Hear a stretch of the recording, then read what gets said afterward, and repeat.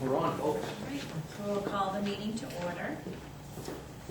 First order of business is approval of the agenda. If I may, I would like to add to the agenda the approval of the March 13th minutes as well, please. Okay. Is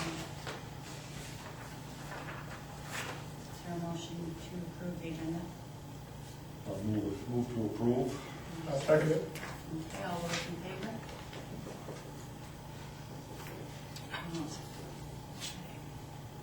Approval of the 313 minutes and March 20 minutes.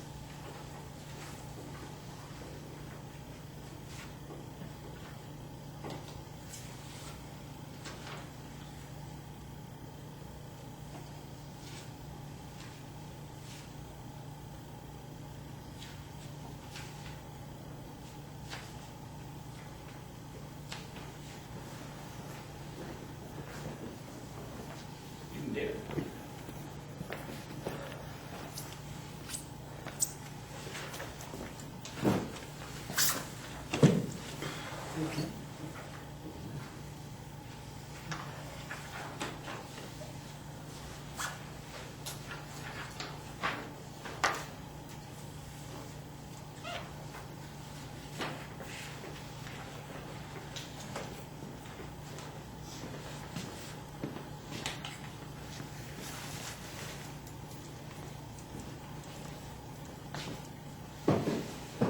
Yes.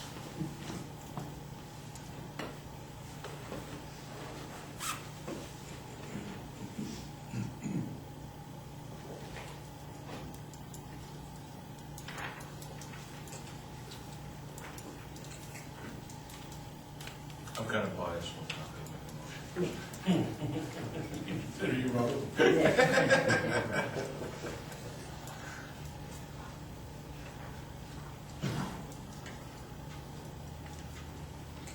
Good to me. I'll make a motion to accept the minutes for March 13th and the 20th. Is there a- Second that. Okay, all those in favor? Okay, and we have the 2013-2014 fire department expenditure budget, and this will turn it over to the chief.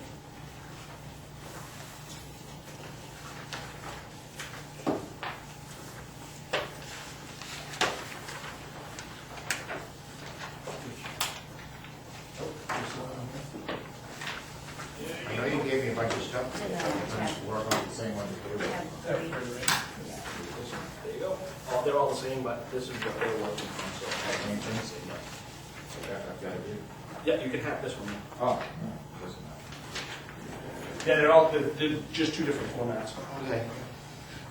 Yeah, tab 3 has it all together. Yes, tab 3. First name, my name is Bruce Mullen, I'm the new fire chief for town of Arundel Fire Rescue.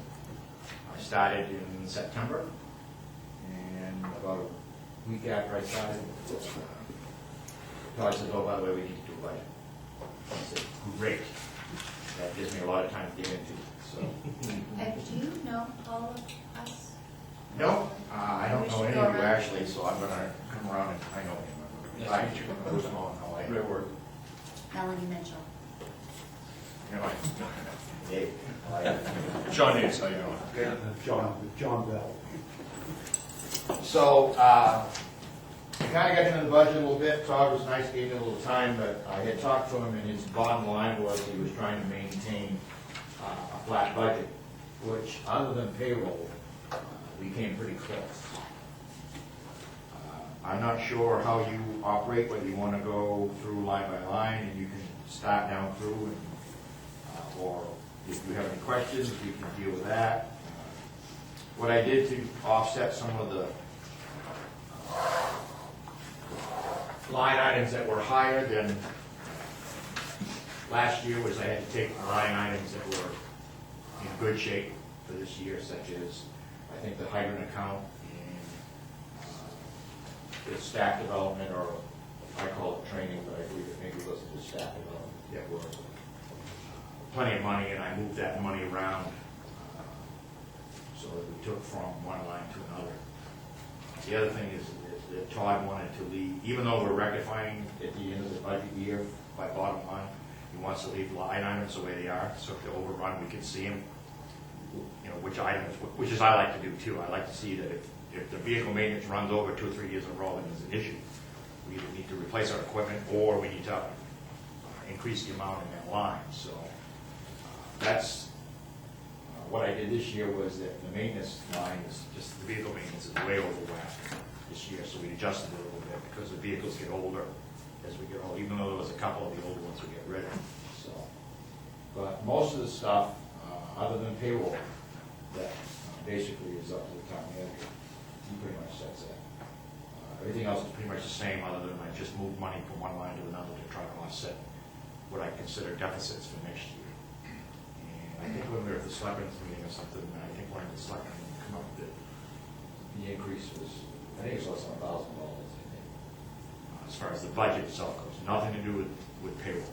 That's something he comes up with, how much percentage you're going to raise. So it's pretty much a flatline budget. So I don't know what else you want me to tell you as far as that goes. I mean, we can go line by line. Yeah, I think you pretty much explained the payroll. The utilities are pretty standard every year. The insurances as well. I think probably more so for me, I would think supplies and equipment. I know some of the equipment they bought in the past is turnout gear and stuff like that. I've downgraded that as far as numbers go because it's expensive. The other thing is, like I told the town manager, nothing against anybody in the past, was that I'm not a big supporter of buying the higher end. I can get the same quality that meets the standard, somewhere in between that and the low end. So I readjusted some of the cost of turnout gear to a lower cost. The other thing that we're looking at, and I think it may have come up in the past, was that one of my pet peeves has been through all this fire stuff is that nobody has enough people anymore, so we're like everybody belongs to like 12 different departments. And my biggest thing has been for the last 4 or 5 years that why should we each department buy an individual $3,000 set of turnout gear, so he's driving around with 5 sets of turnout gear in his car. He can only wear one. So what we've done is we've worked at a gentleman's agreement, and it's now turning into a payment agreement, that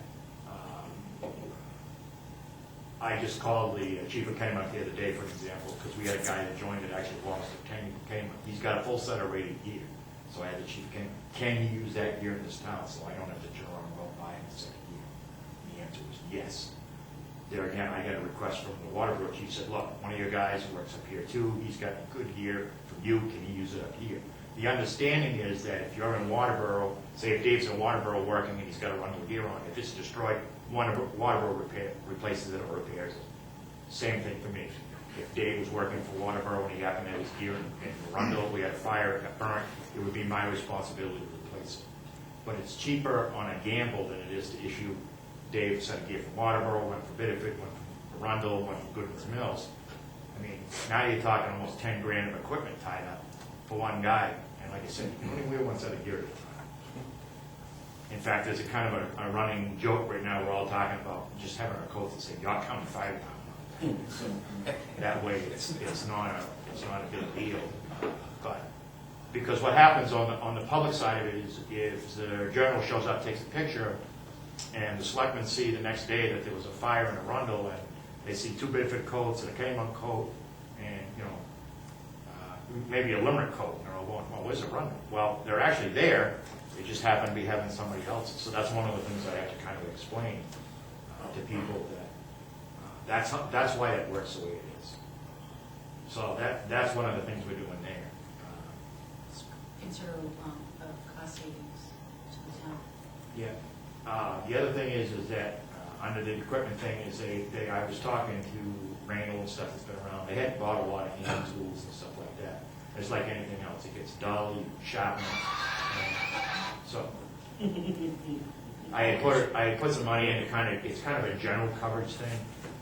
It's not earmarked specifically for 2 axes, a Halligan bar, a small portable pump. It's there to cover anything that needs to be replaced for that year, just in case there's something. And does that mean we're just stacking money away? No, we're gonna spend it, we're gonna buy something. It's just a matter of, I try to wait till later in the year to see what we're actually gonna need. So that's some of the new equipment like that. Office supplies this year have gone kind of crazy because they hired a chief. And, you know, I'm probably planning ahead, they didn't plan on having the chief needing stuff to be the chief, so I mean, we went out there and buy a desk, we had to buy some essentials and stuff. I was using my own laptop. Town manager felt that wasn't a good idea to have my laptop tied up. It didn't make any sense for the town to have to buy me or repair my laptop. So, computer company at Pennymouse gave us a good deal on the laptop, so we're set up there. So the office supplies is over. Hopefully I can absorb it into the budget by the bottom line, and next year will be on an even keel. The other thing is, I noticed the other day, and I didn't realize it until we got some of the bills in for memberships and some of the associations in town, that the dues line is gonna be over this year. I can make the adjustments in that next year, because there's just more dues that, one of the things is there's assessments on the EMS side that is somehow built into that, and I didn't realize it at the time. Like I said, no excuses, I just didn't have the ample time that I was hoping to have to really get into the budget a little better, so I kind of missed that. We'll absorb it, I mean, it's not such a big deal that I'm gonna have to go, hey Todd, I need $5,000 to cover this. It's not that big, but next year that line item will change because there's more dues and stuff that I was unaware of, basically. I should have known. So those are the things that we're looking at. I did increase the maintenance line because, like I said, the apparatus does get older. We've had quite a bit of repairs this year. A couple of them are hopefully one-time things. I don't expect them to reoccur every year. If they do, then we've got an issue bigger than just repair factors. But this trucks, traditionally, as trucks get older, and then there's more and more maintenance that has to be done. I believe Reynolds said that the squad that we run, it's an 88, I think. Came from Kennybunk, that almost didn't pass sticker, so, and if the town's mechanic says it's no good, then we move on. But it turned out to be a lighting issue. We used to have some brake lights and stuff. Otherwise than that, we've had some cost increase on the members. I just filled out another application today, so I had, I'm trying to think, 5 or 6 background checks done. At least, Yeah, we've taken on that many new ones, and we gave out 2 applications today to a couple of young guys. But my thing is, I don't feel that we necessarily have to go on my finger till it's like the same thing. I'm not a big person of taking somebody who just walks in the door and giving them a set of gear. We have older used gear. We always keep some in store. They get those first. You know, the probation is 6 months. I want to make sure that somebody's going to be here around. Buy all this big butt gear to give to somebody that may leave 7 months later. So, don't get me wrong, the gear they have is rated. It'll meet all the standards, and, you know, cover them as far as that goes. But they're most of them come in and very limited on training. They don't need top-notch gear when we first start anyways. And you know, Until they get further certified, they're not gonna be running into a building, so. we do, we send our people to the firefighter 1 and 2 program, which is 6 months. It's like every Wednesday and every other Saturday for 6 months. And you know, we only start, it's almost a counting thing now. But it starts in January, runs through June. So if they happen to come in July, they gotta wait until the following January. So we can get them a little bit of training. We might be able to, you know, get them into forestry training. That's a little bit. We actually lucked out. Sanford was actually sponsoring what they call a Bureau of Labor Standards minimum requirements for firefighters in the state. And that's an 11-week course for 3 or 4 hours. I think it's 4 hours a night. It's like 44 hours. That gives them the minimum, so we can use them as firefighters in the scene, not so much running into a burning building. And they put a flyer out to, they needed some more bodies to be able to get it done, so they put a flyer out. And Arundel sent a guy, I think, with his meals that way. It doesn't cost us anything, but the cost of a book. That's it. There's no cost to the classes. They need bodies to us. So, the other thing that they were doing here before I got here, and we're really pushing into it, is at Kennymount, Port, Biddeford, Arundel, Goodman's Mills, Alfred, and I think Halls is gonna jump on. We're sharing a lot of our training. Every year we have to do what they call mandatory training. Purely the standard says you have to do this every year. It's about 4 to 5 hours, and what we've done is we've set up different dates at different departments. It's all done the same, so if you can't make the Arundel one, you can go to Goodman's Mills and get it on a different night. If you can't make it, you can go to Alfred, which worked out good this year. We had people going all over the place. We had people coming out. It was slick. So, and they're doing a lot of that. They just had a meeting the other night where we sent our training guy out to Goodman's Mills. They had a training officers meeting. They're all getting together. There again, we're trying to share resources. That's what we're doing. That's a good idea. Well, you know, my background is I come out of the mills originally, and that was always been Dayton, London. That's all I have to do is a share organization. So when I left there and I went to a municipality like Buxton, something was sold. It's kind of weird because I call it, you know, neighboring towns. Hey, you want to do this together? And they go, what? No, I don't think so. Well, the good thing is with Goodman's Mills, just now gone to municipality of Lyman, but they still share the services with Dayton. So it's just natural that the chief up there calls me and says, hey, remember how it was? You know, and Goodman's Mills and Arundel's always work together. So it's nice to do business. Can you explain what some of the tools and minor equipment items are coming up for this year? Tools and minor equipment would be, like I said, I know we've had a problem with one of our gas meters. We've actually had a problem with 2 of our gas meters. One's going to go out. In fact, I had to speak to the town manager about it because we were actually going to be running without a gas meter for a couple of months. So we actually picked one up this year. We have 3. We don't need 3. So we'll let one go, but we're going to need to buy one to replace it for next year. So that's $500 to $600. The other thing is underneath that equipment thing is every year we have so many air bottles. I think, is it 6, Lieutenant? I think that's what we've been Yeah, doing. they run out of usage. We can't use them anymore. They're junk, basically.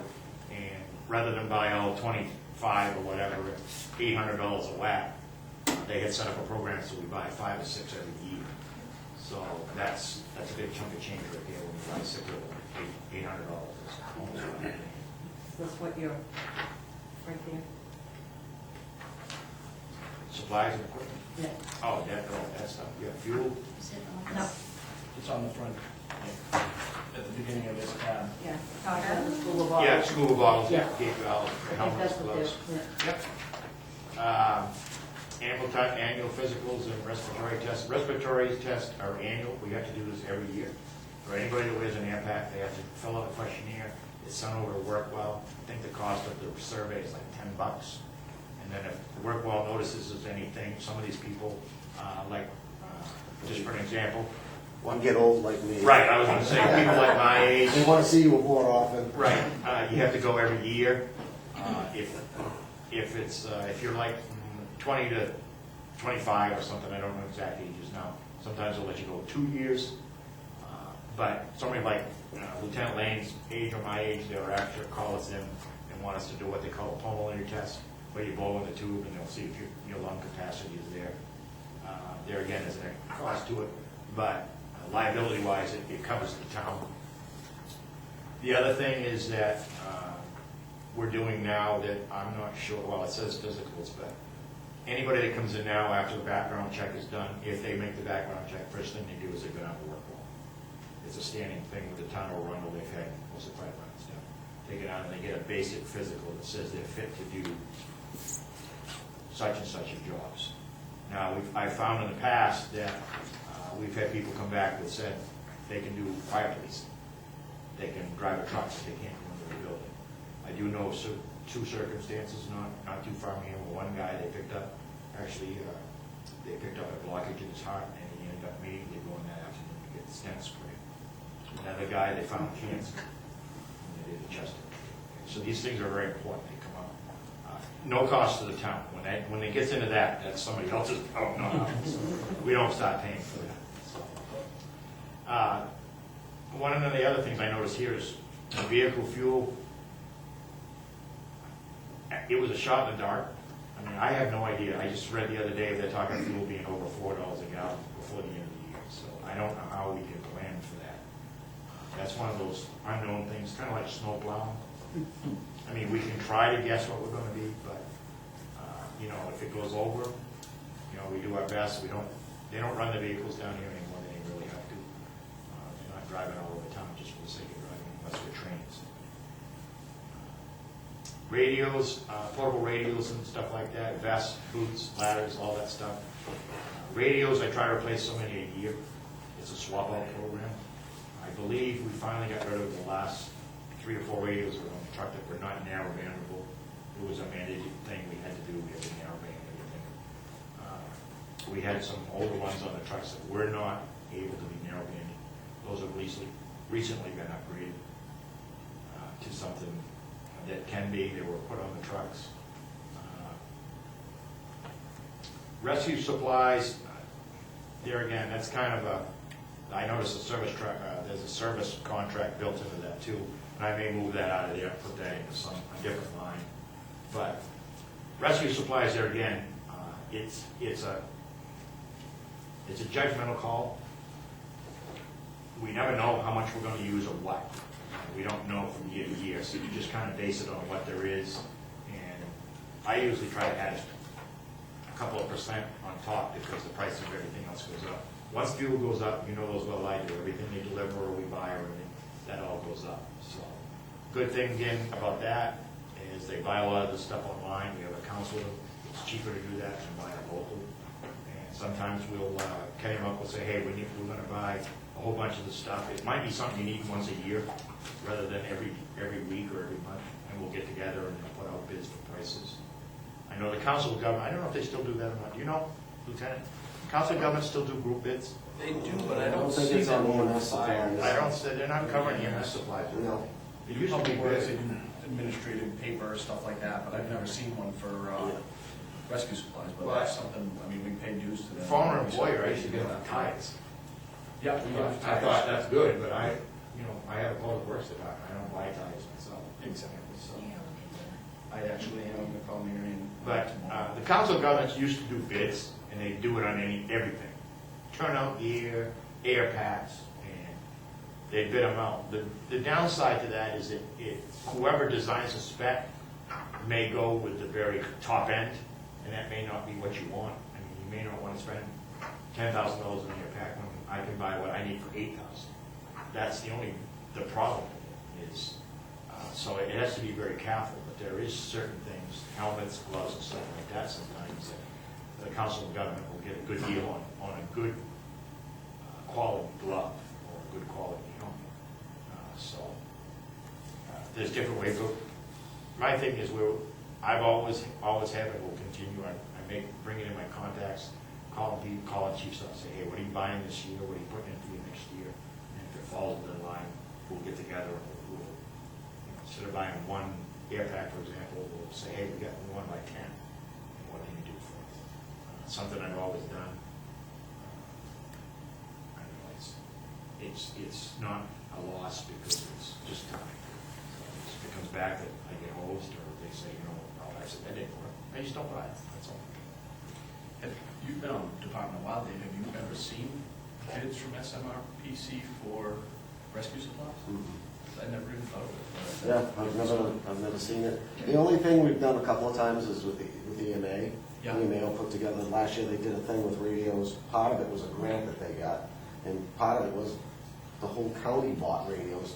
So instead of buying the 5 radios that we would normally buy, we were able to buy 10 for the same price. Yeah. And so were every other town. Yeah, I don't know what happened Because once. they bought like 200 radios for all the communities in the county. I got a chance to buy, not here, but I got a chance to buy it now when Kim was up there.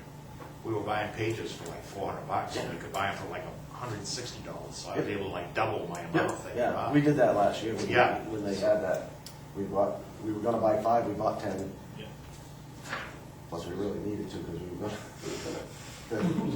Coming up against it. we were coming up against the December 31st of last year's thing for having to buy radios or being not in compliance with the federal government. Yeah. So we didn't have people without radios. The other thing I was just gonna mention, I happen to think of it here, we have one gentleman in the firefighter 1 and 2 program, which is, like I said, runs at least one night a week from 6 to 10, and it runs Saturdays, which is 8 hours. Normally a monthly training for an hour and a half, 2 hours, they get paid. But when they do these big trainings, like 6 months and stuff, we'll pay for the class, we'll provide them with their turnout gear, but the time is their own. It's free. We don't pay them for that. So that's still a good thing. So we're still saving some money there and stuff too, just so you know. But, I mean, if they go to a weekend school for 16 hours, there again, we'll pay $100 for the class. You know, the 16 hours they get us for free. We don't pay for the time, we don't pay for mileage or anything. So you're still getting a pretty good deal from, you know, I know everybody gets paid and everybody, to me, everybody's an employee, but there is still a lot of volunteer time that is given. So we're still getting a good deal as far as personnel and stuff goes. But, Just looking over the budget, I'm assuming that because of last year where we're just kind of going through the process of hiring a fire chief, that's why it was broken out separately, That's correct. and now it's part of the regular budget. Absolutely. Last year, we wanted to make sure that people wanted to go with that position, and now that we know everything, so a lot of them, so it'll be in the regular budget. We have a separate page. Yes, that's from, there's no, So it's not in this. no, if you flip that separate page, there's no amount for that. If you flip back to the first Okay, page, yeah. under part-time on the first page, that's where that is. He- Just wanted to make sure I was looking at everything I think right. He's trying to confuse us.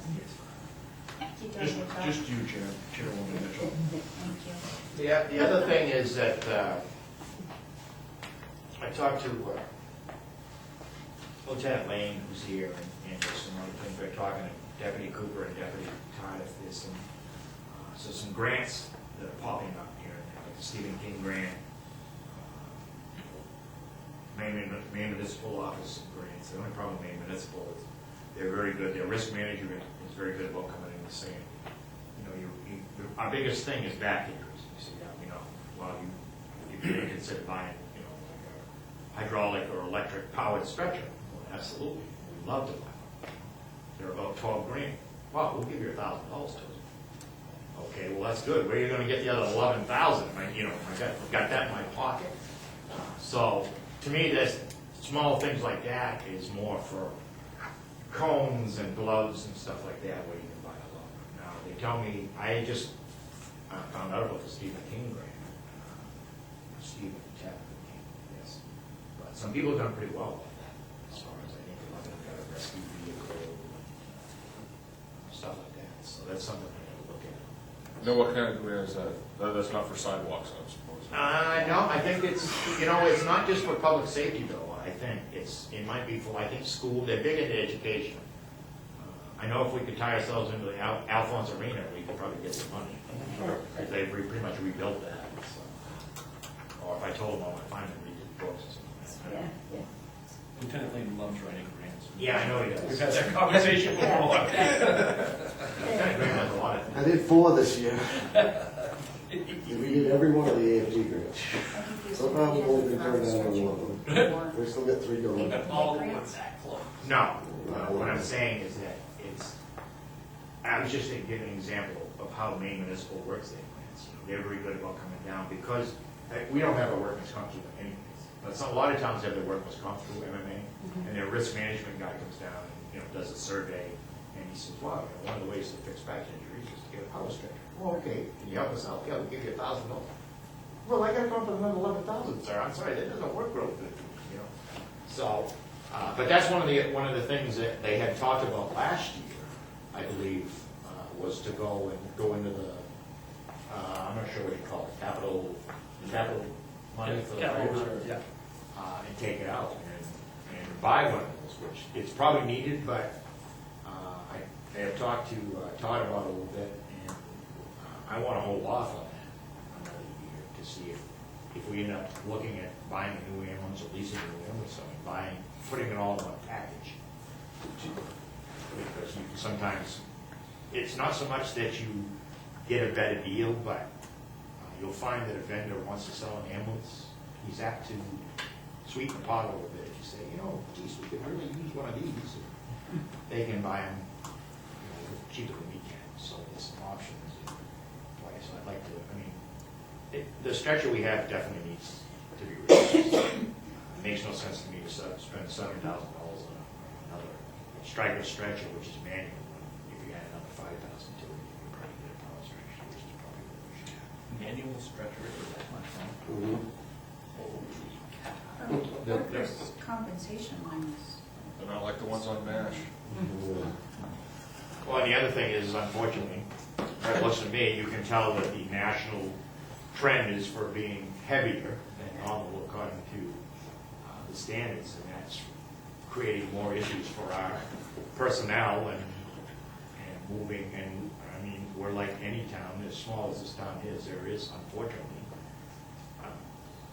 residents that are flagged as needing extra help, and we've been advised. It's getting so, I hear on the scanner now that people will call for an ambulance and they'll say, you need to send the person who says that they're quite large, you're going to need more than 2 people. So, It's dispatched at the same time for some. Troy's going on a few of them.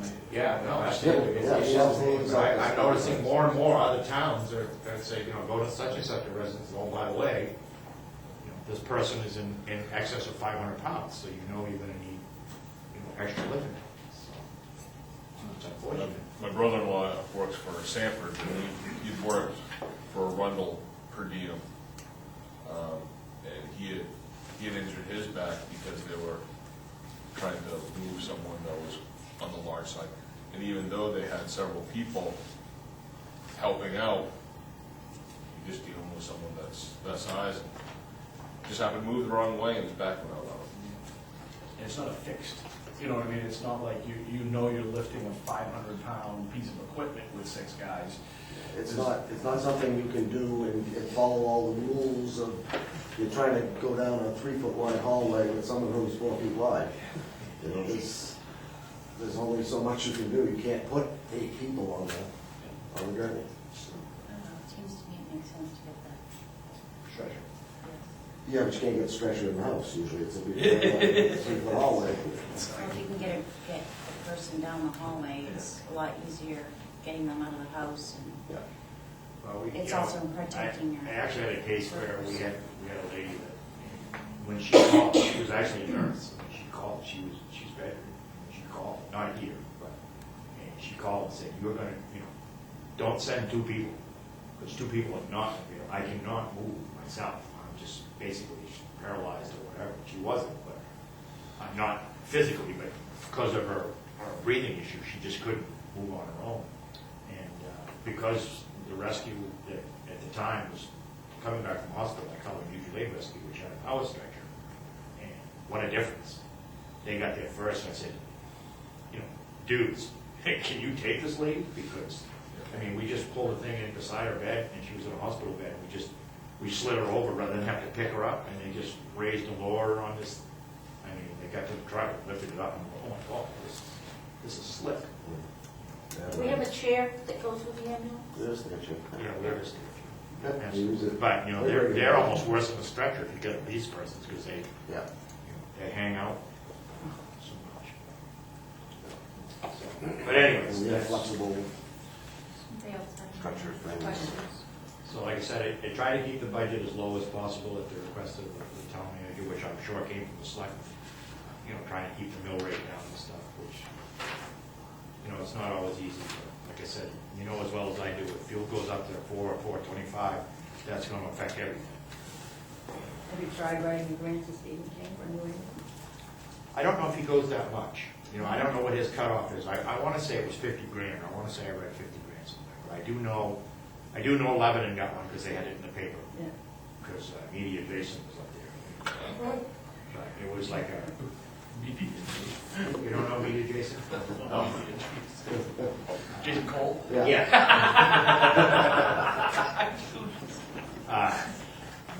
They got Suburban or an Escalade used or something. It was a nice vehicle. So personally, I don't put the money for another ambulance, but whatever. So Lebanon is a big town. It's huge. But that's where we're at. If you've got any questions on budgets or insurance, you'd have to beat up Todd for that one. You wouldn't let me get, We usually do. Yeah. That's you wouldn't let me get involved in that. That's my job. Keep me dull. How about the tower? That is, that's kind of in a transition stage. Apparently, was that brought up at the budget hearing last year? That was not, well, it was discussed at the budget, yes, last Yeah, year. it was said to go through Yeah. capital equipment. Right, going through capital equipment for 37, 37,000 something. yes. Well, and I had already actually spoke to, I think I told something about it too, actually. I've actually been working with the chief in Goodwin's Mills, and we made contact with the chief in Waterboro and Hollis, who have a site up on Ospey Mountain that we're pretty sure we can go into for free. It's just a matter of taking our repeaters and putting them up there. And we've already tested the coverage, and I can go anywhere in town with a portable sitting in a fire truck and hit that repeater and open it. So that should alleviate any problems with dead spots. That, and I'm pretty sure if things go away we say that, the only cost is gonna be just getting the repeater up there and getting it fired up, which shouldn't be anywhere near $37,000. So we're working, but I'm looking to save quite a bit of money or not spending anywhere near what we're still going to spend. And will you still need the antenna here on the fire station? I don't know who else is up there. I think the buses are up there too. I think how many buses are up there. Yeah, RSU 21 has a repeater there. So otherwise I would say no, but, But the RSU doesn't need a different one. right, It's so gonna stay they, there. it would be nice to have it go bye-bye, but I mean, if that's what you're thinking, but I don't know if you want to kick Well, it. that was my question. That was, Where would they put it? What's that? The RSU? Yeah. I don't know, unless, no, what is Public Works? Public Works on a cell phone or? Public Works is on the cell phone now. See, yeah. See, the disadvantage to the cell phone, even though supposedly the cell phone companies said that, we'll let public safety do it for free. One of the guys we've been dealing with, which has nothing to do with, it's a totally new guy as far as radio goes, because I tried to get away from anybody that's worked in the Arundel to get what I consider unbiased opinion. Problems with cell towers is that, first of all, dealing with the companies, and supposedly the guy that half of this new company is a tower expert. He's working on the towers in York and Pembroke County. And this, whatever this cell phone tower company is not one of the stealthiest in the world. They're not very friendly with you. The other thing is sometimes, even though they say it's free to leave it up there, but you have to use their people to put it up. You have to use whatever antennas they tell you can use. The other thing is the reason for going over there would be to get it up high. They won't let you put it on the top, that's where they are. You can only go so high. And then it's like anything else, you got this big tower, no matter where you put the antenna, you're gonna try to shoot through it somewhere, so now you got a dead spot again, because you're not high enough. So, there's some really not good things about going on a cell tower, if I can get this to go through for cost, minimal cost. The only cost, as far as you know after that, is that it'll be a four-way split, and if there's any ever repairs, it would come back and say, look, we need $12,000 to repair the generator here, and we'll split it four ways, so it'll cost each town $3,000 for the 12 overall. So I think it's a good deal, but I don't know all the things now. We just did the site surveys in town. Goodwin's Mills and Arundel both had good reception. So now what we've done is we've asked these people, and they're not charging us anything yet because they really aren't doing anything. The next thing is to see if we can get licensed at that location for our frequencies that we already own. The other thing we're talking about is sharing frequencies. We need a total of three frequencies to do what we like. Arundel has two, Goodwin's Mills already has one. So I told the chief for Goodwin's Mills, I'm willing to share the frequency, one of the frequencies in Arundel to make this work, so that we can So, I mean, it's just a lot of stuff right now. What would you use the 3 frequencies for? What they're trying to do is they'll put like Goodens Mills on one Yeah. and us on another, but there'll be one common frequency. It's more like an operations thing. Right, it's more, so that Goodens Mills and Arundel would actually get their information on one channel, and then we'd split off to our own channels afterwards. But because we work close together, it would be one common channel. And then the other 2 would be backups. And then, as with anything else, if we go off the repeater, then that's almost like a tactical channel. You can use it very local. I mean, you can hear it. I mean, if I was here, you might be able to hear it in Goodens Mills Fire Station, but it's not gonna broadcast over. So we could use it on a fire ground if we had a hazmat or something where we wanted to, talk just around in that general area, so. But we already have the licenses for these, so. Yeah, what was that mountain again? Ospey Mountain, in Waterboro. I don't know if you've been in the area a lot, there's a forestry tower up there.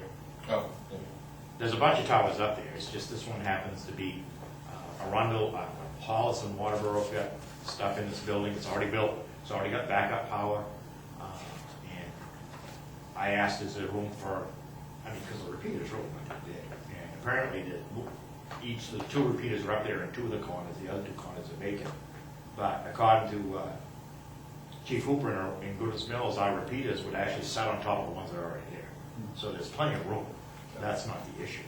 The issue is to make sure that it's going to do what we need it to do, like frequency-wise and stuff. Then, once that's done, then these people will come up with an estimate of what it's going to cost to move repeaters up there and whatever. It sounds like it's going to be a win-win. It's going to solve the problem of having dead areas in town, and it's going to be cheaper than $37,000. We did lose some coverage area when we did narrow that. Some areas that were already sketchy, and now we have no reception there. So, but, the good thing is the radio guys would not even talk to us until we went up and checked our respective areas where we saw what Chief Hooper and I did is we contacted the Waterboro Fire Chief and said, can we use your frequency to try to activate the repeater without talking, just, anybody who knows anything about radios, you activate it, puts our squelch carry on.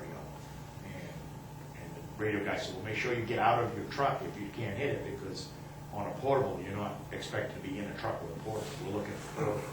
I never had to get out of the truck. Wherever I went overtime, I went to like 14 different spots. Those, including those that were trouble spots that we know, and I was able to hit it. And that's what the portable got nothing to do with this. I was pretty. What would the next step be now? Getting the estimate on what it would cost to do it, or do you have to get the FCC? No, we gotta make sure we can license at that height. Okay, that's the next thing. If they won't accept it, or we can't get more channels, different channels, which I really don't wanna do, because that's more cost, but the upside to it is that everything's programmable now, so it'd be just a matter of bringing a guy in for 5 or 6 hours and he can do it all on the computer, which that would be cheaper than going out and buy crystals like we used to. I'd like to hope that we can get permission to go up there, because there's already, Waterboro Halls is already up there. Is that a real long, drawn-out process, messing around with the FCC? No, I don't think so, because these radio guys usually know who the coordinators are. And then, that being said, is that there's a guy up in Wyndham that's involved in it somehow, and apparently Chief Hooper in Goodens Mills authorized his fire department, to use one of the Goodens Mills frequencies for something. They have to get permission to get on it. So Chief Hooper told our radio guy, to remind him that he owes us. So, it's all about contacts, just like I told Todd. It's all about contacts. It's bringing in people I've known for years and trying to find ways around it. I'm trying to bring that down to Arundel. It's like I told the guys when I got hired here, I want this to be a Arundel Fire and Rescue. I don't want it to be Goodens Mills. I don't want it to be Kennebunk. I don't want it to be Kennebunk Ford. I don't want it to be Biddeford. Whatever Arundel's identity is going to be Arundel. We're going to follow the rules, do the laws, work with everybody, and we're going to try to get it done the best we can. And this is just one of those benefits. It's contacts, networking. John, I believe, and Dave, I don't know if you can verify this, but I think that Southern Maine Communications applied for our narrow band license in October and the deadline was December, so that it was less than 2 months for the actual application. Oh, really? But that wasn't changing frequencies or Right, anything. it's like that. Or locations, it was just, Right, And this is not a frequency change, it's a location change. yeah. just a location. Because we're gonna change. go from whatever height we got here at 80 feet, whatever, up And on. they did determine wattages and stuff Right. like that, so we gotta make sure what they give us is the same as what we tested with Right, it. and that's what the radio guy's gonna do, is just like he said, which anybody knows anything about radios, you can only go power in your radio to a certain point, and then it's height. It's always height, so if we have 50 watts here, and that's what we need to get it out, and it's not doing the job, technically, we can go up on Osby and put up a 25 water up there, and that'll do equal or better because of the height, and that's what we're looking for. And one of the things the other thing he was doing was looking at the geographics. He wanted to make sure there wasn't gonna be anything that was gonna interfere with, like a hill or a mountain, or not Rundle. Have you ever been to a Rundle? I mean, it's pretty flat, really. Now, Goodman's Mills has a couple of issues with what they call Grants Hill, Coxwoods Road. There is, on the back side of that, there could be a problem. If it is, then they may have to buy, a power booster or a volt unit somewhere and put it in there that would pick it up and kick it out into a different direction. And the other thing we're talking about, there was a worry about with the UHF radios, frequencies would work. They don't have quite the distance that VHF does. It's a lot cleaner, but the fix to that is we can go directional up there. We can start at that and go this way to hit the borders in Arundel, because it's like I said, I really don't care if Leamington hears me. I don't care if Cornish does. There's no reason for our signal to go back up there. We don't work up there. We want it to go down here so they can focus that in this area, which will offset the problem. So, worst case scenario is we'd have to put a minute, what they call a VOC. It's a minute to repeat it. It just kicks up. You could put it, who knows, I mean, I don't really think you could put it on a radio guide. So, I'm hoping, upon hope, that we're gonna be able to do this for a minimal amount of cost and do it right. And then we should be good long beyond our year, I hope. It sounds kind of like it's well thought out. Yeah, no, the good thing is Chief Hooper was a radio guy in the Navy for 12 years, so.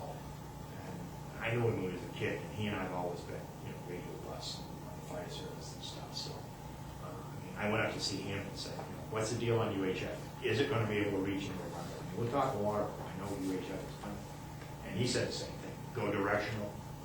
Worst case scenario is you put up a small volt system somewhere that's less expensive than a repeater, and it just helps branch it out a little bit. So, I can't, in my mind, I can't picture it not working, but I'm not a technician, so, but all I see is saving money for the taxpayer. That's what I see.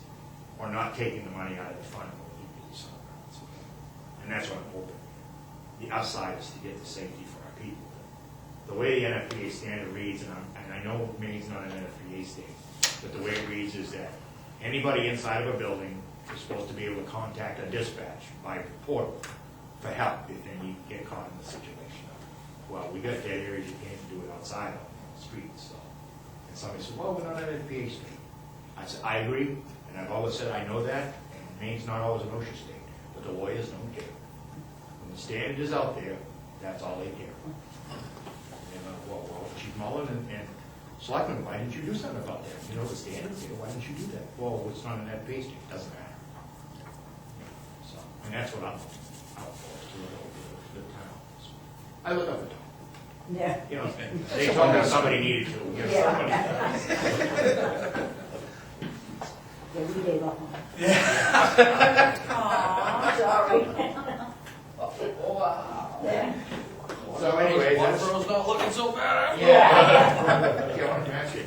No, I'm just kidding. So that's pretty much. Sorry about that. Does anybody have any questions or comments regarding the budget? We can move on to the next, the volunteer compensation. I'll take my table back. Yeah, absolutely. Thank you. I actually have that thing over there. I just have some nice books. All right. This is pretty standard. This includes that 3%. Yep, that's all, that's the entirety of the increase in volunteer compensation. And I would like to just commend the chief and the entire department for bringing on it seems like every time I turn around, Chief's got another background check for me to do because somebody else wants to come on board. And I can't believe the volunteers that are at the station these days. I look outside the parking lot and there's 3 or 4 trucks that I now know are young volunteers that just want to see what's happening.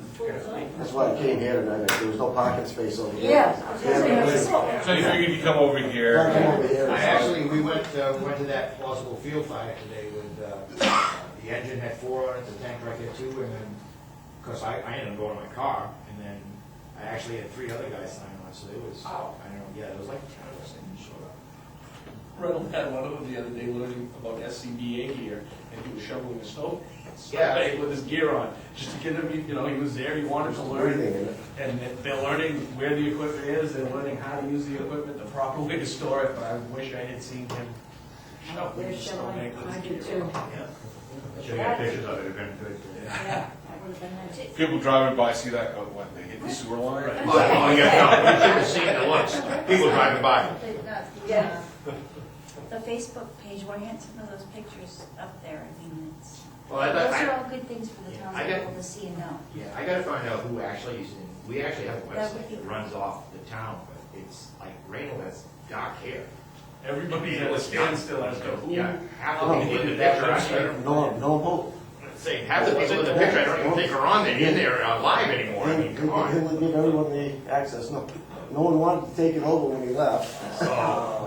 We need So it to, hasn't been updated since about a year ago, because no one hasn't been around for a Right, little while. a year, so- I gotta find a out. year ago he left. yeah, I gotta find out how to get access to it, because I don't mind upgrading, because I love to put pictures of Yeah. the guys and I, girls I've doing got his, stuff. I've got his number, I can get to his number. It would be nice even on Facebook, the Arundel Yeah. Fire Rescue, for those things to be out there, because If when it comes to we don't budget take time, pictures people during the don't day. know what's really going on. Give it to me and I'll And That's put the it big on one, Facebook. that No, would be great absolutely. to go on. Is that Craig, you still does the Facebook page? No, me, That's you. most of the time. Craig does stuff too, Yeah. and, Deputy Cooper does as well. So is there pictures of this? No, No. we didn't, you think, well, you gotta understand though, you gotta understand that even though it's not written, I pretty much let everybody know, I don't wanna see a bunch of stuff on Facebook that have to do with Arundel Fire, you know. It's because of the media, because of the, you know, the chances of liability of things being posted. They pretty much know, you guys, you know, I told him, I watched the guy take a picture of a wreck one day, and I said, if I see that on Facebook, I don't care that there's nothing, it's just a wrecked truck. So if I see it on Facebook, bring your stuff to me, because you're all done.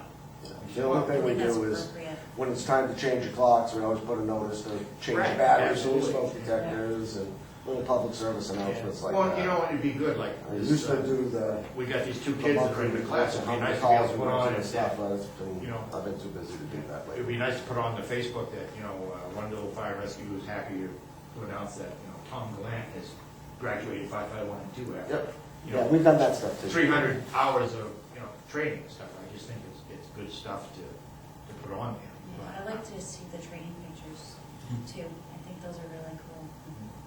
But, you know, and, you know, that's the thing is, I gotta, no, I don't think we have, but I actually have a digital camera that actually won at the last employees, I had an employee dinner type thing.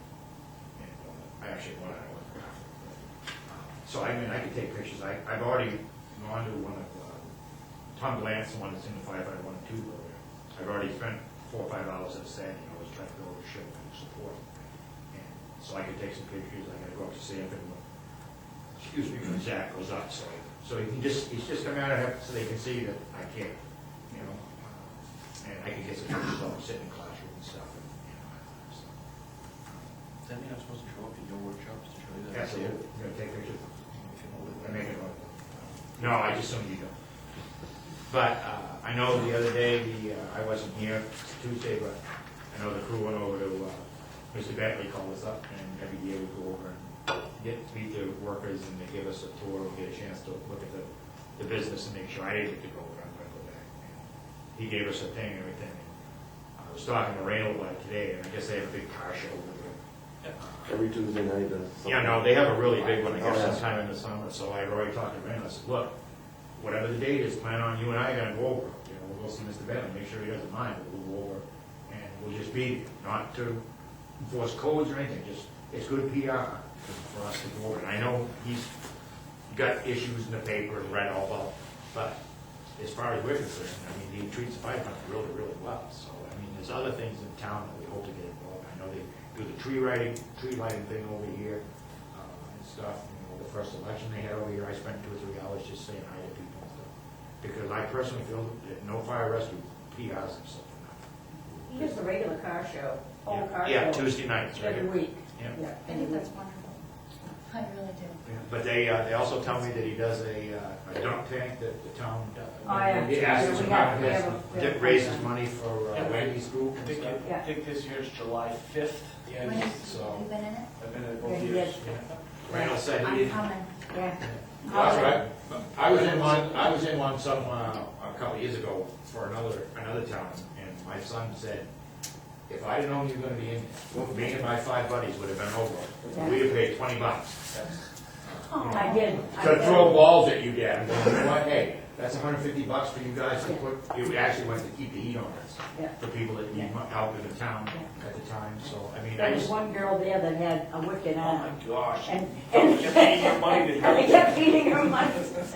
Well, Randall said not last year, but the other places, they like it I brown. couldn't have hit the outside of a barn, but she was pretty And I good, think so. Bentley does a lot for our town, and I mean, it is what it is. I mean, I think he's trying to clean things up, and, I mean, I've got a copy of his policies, of, you know, about, you know, if you see somebody you think is drunk, then you stop, you give him coffee, you give him food, and you find somebody you can ride home, if not, then you put him in a car and you take him. Yeah, whenever we've got calls there, his security staff will clear people out of the way for Yeah. us. They're really good. You just tell them what you need, and they Yeah. take care of it. Yeah, that's been reiterated this year. We've never had an issue with them not taking care of us over there. Yeah, Randall made sure that was done again this year, that if you call for a fire or rescue, that security clears the area and, you know, Yeah. you don't put up with any cat calling or any of They've always that. been pretty good about that. They've just, This staff they have very professional security staff there. I've seen it in action, and it's amazing how quickly those guys move. they all have, I'm they all have a hoping, little radio in their ear. I'm hoping with the advent of these younger guys coming in, they want to do stuff. There's other businesses in town that we can, you know, kind of invite ourselves in, you know, and kind of be around and stuff. You know, I thought, you know, in the past, in other towns, I've done, you know, blood pressure clinics and stuff, go down to the local convenience store and we set up a little area with little screens and just people come in and do you know, I should ask you, I know we could do blood sugars on the ambulance. Do you know, is that something we can just do? I don't know how that works. I'm not sure on that one. Yeah, I'd have to check. We've never done those. We've done the blood pressure clinics at Red Apple Campground every Yeah. summer. We used to put on dinners there and just do a little blood pressure clinic before the dinners. And it was to raise money for the department. Well, I just thought we could just do it just for public service and stuff. but you know what would be really nice? CPR. Actually, Randall does CPR. All we gotta do is get enough We people. do classes all the time. Yeah. For the townspeople? Yep. But that's the problem with not having the We do it for some website. of the businesses in town. Unfortunately, if I can get the website All the updated, daycare centers. it would be a good place for people to go and say, you know, CPR, will be offering CPR class once we get. Yeah, we could put it in the Arrow and things and things like that, because I would really like to do that. Yeah, they changed CPR too for Yes. the labor. Yes, just changed. Staying alive, Last year. you like the Bee Gees, or does that have Yeah, a? you really don't even have to do mouth to mouth anymore. They just want you to Do do compression. Compression. till rescue gets That and Heimlich and that. Heimlich's big too, that's a good. I actually had to do that on Spencer. And they says, ABC lettuce, anybody? Actually, my wife did it on one of my nephews when he was about 13. He got a piece of steak because he didn't chew, and it's stuck in his throat. And rather than do anything, he got ran to the bathroom. But my wife saw that he was turning blue, and she went in, and actually she had to do the thrust 3 times to get it to come out. Thank God he was in the bathroom, because more than just that steak. My sister is about 12 years older. She was old school, we tried. And, you know, both my wife and I are on EMF people, and try as much we wanted him to go to the hospital, because she really, you know, we figured we probably broke a rib or something. My sister would not. Now to this day, even to this day, he's in his 40s, it takes him forever to eat these. Good for him. No, He's like shaving it. Yeah, he chews and chews and chews and chews, because it's scared them, right? It scared us. Well, how was digestion? Looking really fun. Now, it's scary to see it happen. We were having a group of us were having dinner one night down at the old forefather, and there was an elderly lady there with her family, and she had ordered steak, and she's cutting these big pieces, and she has this whole mouthful of steak, and I'm sitting there looking at her, and going, she's gonna choke, she's gonna choke. Oh my God, I know she's gonna choke. And the next thing I know, somebody at the table is hollering that she's choking, and one of the waitresses, right there, put the tray down and grabbed her, and You know, it happens all the time in restaurants. I pretty much had told Todd that the way I feel about budgets as far as the town goes is I try to give you the best service I can for the best amount. That doesn't always mean we're gonna agree, and I understand that. But what I try to do is I try to base it on, first of all, my people, to make sure that, people get compensated and they're taken care of. The apparatus, to make sure that's in good shape and safe, and equipment that we need to do our job. Everything above that is gravy. If I have to come over and tell him something rather than put on a piece of paper because we can't afford to buy paper, so be it. If we can't buy Windex today, oh well, the windows are gonna be dirty. But that's how I base it, and that's the way it has to be. So, if I ask to buy, 4 sets of gear and we had major repairs on the trucks or a piece of apparatus, a piece of equipment or something like that, then, I may have to come back and say, you know what, guys, I didn't buy the 5 gear last year because we had to buy 3 sets of 3 tires for the truck. That's a priority. So that's where I'm coming from. So, and that's the way I've always done the job. Okay, so we'll move on to the next one, fire department, EMT per diem. That's the same, That's- Just the 3% increase. 3%? Just the 3%. Yes, sir.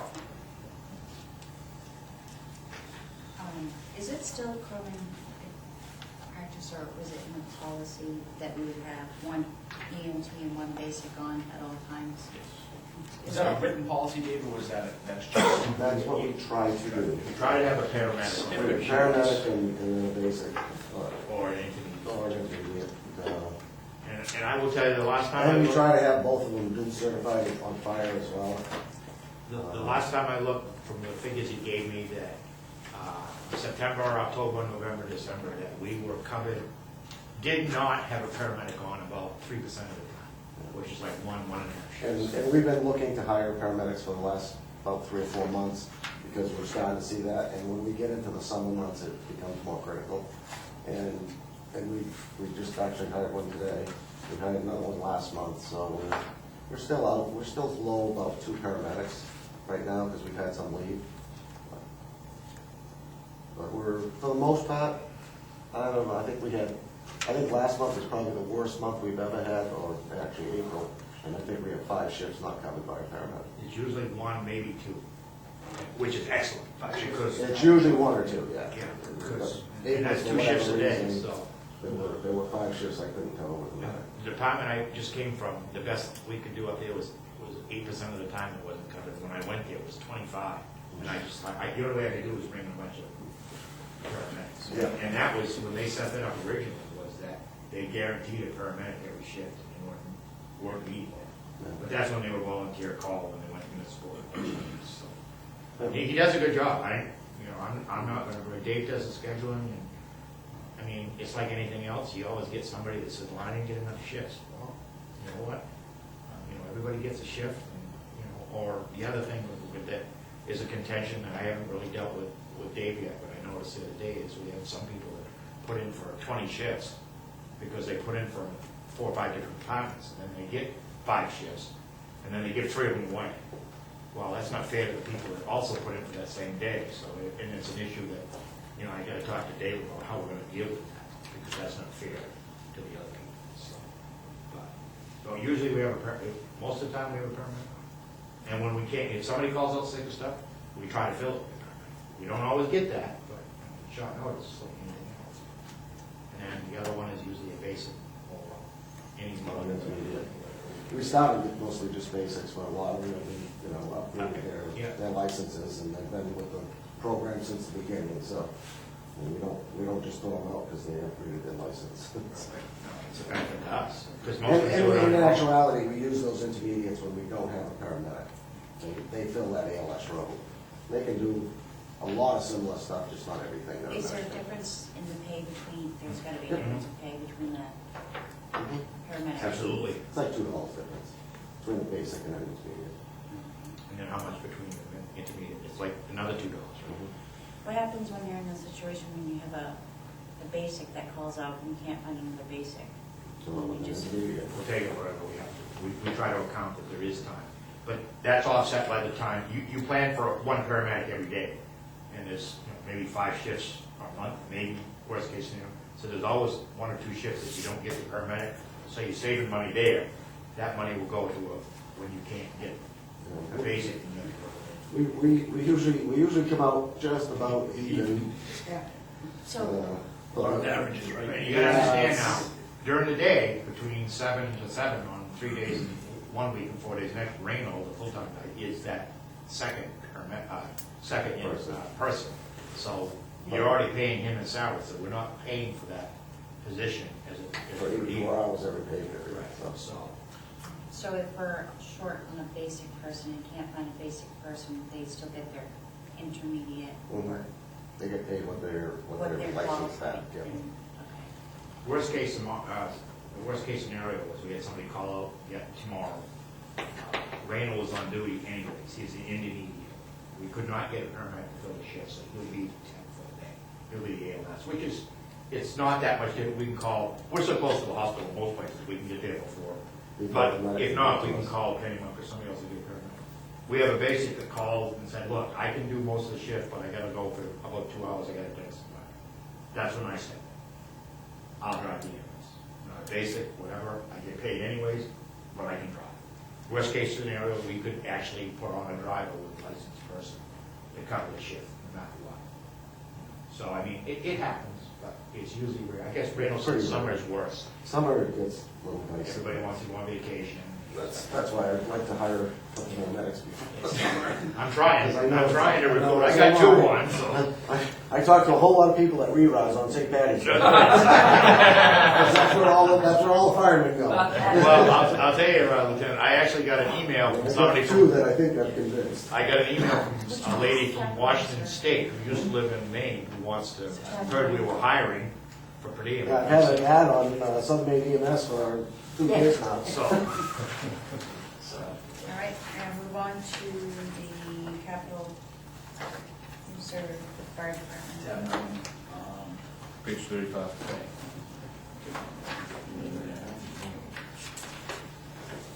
Page 9. there again, you'll have to beat up the town manager on that. I was trying to, you want to listen to me? Yeah, I'm kind of confused. You know, he's the one that changed the amount on the capital group. Yeah, that's me. So, he didn't even ask me, he just did it. It's his job. Did the same thing with Ron. Yeah, I know. Yeah, so if you keep going, right? Yes.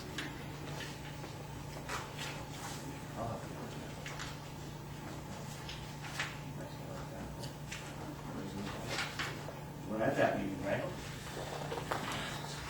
Steve? I think next year we gotta put it up on the You want to screen. show mine? Just do a PowerPoint presentation, just put it up on the screen. Yeah, it's a smart board. I know, I just look at Plug it. in your laptop with it.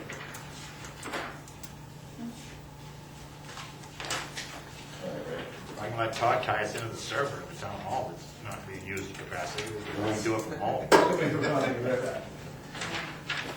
make another one? Sure. David, would you like one as well? My 9 actually says police protection. Expenses. Well, there's several things in there.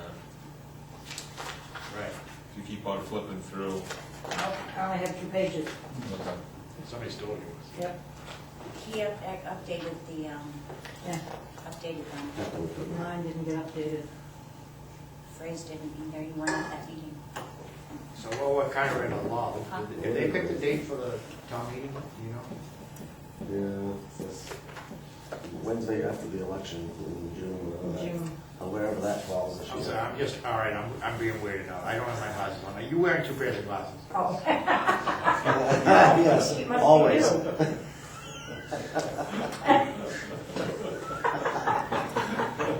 You got where I'm going. Yeah. Just my back is to the camera. Usually that's I'm true. sitting up there, so I know, I'm gonna say. So that's about the 2 glasses down. Yeah. The Wednesday after the second Tuesday, is that the way it goes? I always forget. Yes. So it'll be the 12th. June 12th? that sounds about right. Okay.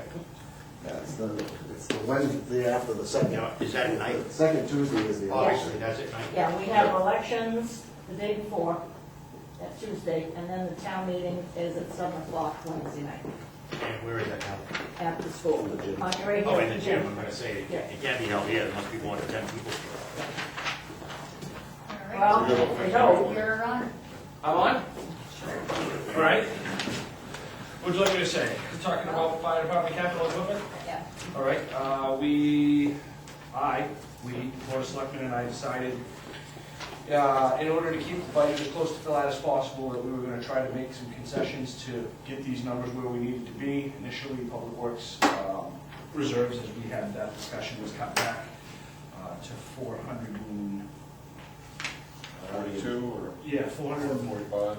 24 or something. 445 it was originally cut back to, and that was approximately 20%, give or take, and so the fire department budget was cut by the same amount in order to keep that line item at the bottom of the budget as low as possible. So as we look at the budget now, there's approximately a $15,000 increase over last year, and so this is to continue to build the reserve with the intent, hopefully, in the next fiscal year, to do a lease purchase on a new ambulance for the fire department. Selectman and I had a brief initial conversation on that. I spoke with Chief Mullen. We think we can get another year out of the ambulance. It may cost a little bit more to maintain it, but at that point, we could take Squad 1 offline, use the ambulance that we have currently for the Squad 1, and bring on a new ambulance for the department. What is the current balance that we have in that capital line? $187,000. I apologize, I meant to bring that to you tonight. I'm going to email that to all of you tomorrow. I have all of the balances of all the reserve accounts. I'll mail it to you, Rick. I really will this time too. But I believe after this fiscal year, it is in the ballpark of $190,000 that will be in that reserve account. I'm just kind of stumped because the town didn't put money away for quite some time for these things, and we were playing catch up. And just, we obviously have a plan.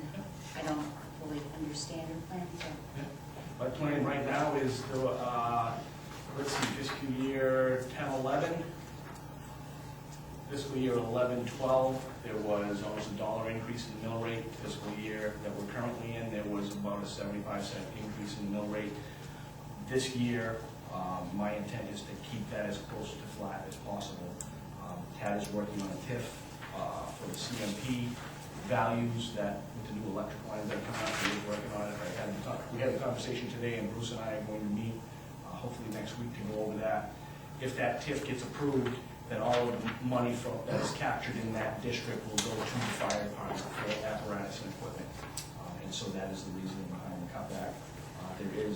There's a fair amount of reserve there now. Done a great job over the last 5 or 6 years to build that up.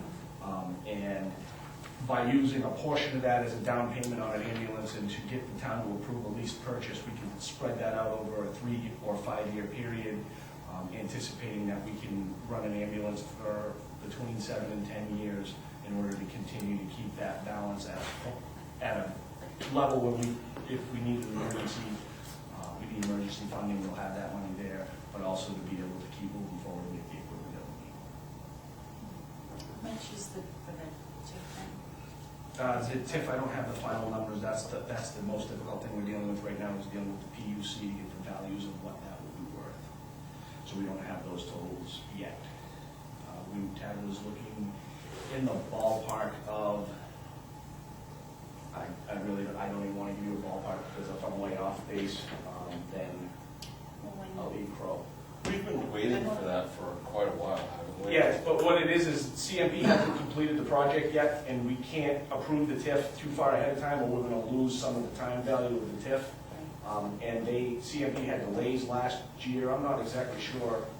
They had some, I don't know if it was permitting, or that they had residents who kind of went up in arms and asked them to reroute their transmission lines completely.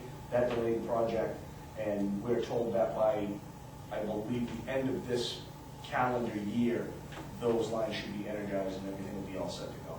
So we have been waiting quite a while, but it's because of the delays in the CMP as well, and they're reporting to us their valuations and depreciation schedules, which haven't been very forthcoming.